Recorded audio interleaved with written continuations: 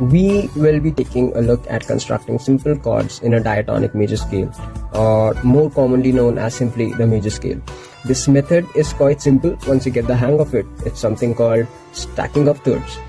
So we will take the example of the C major scale.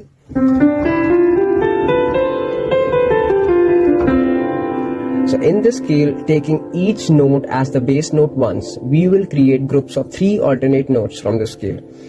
So that gives us C as the first note, skip D, E, skip F and G. Similarly, take D as the bass note, F and A.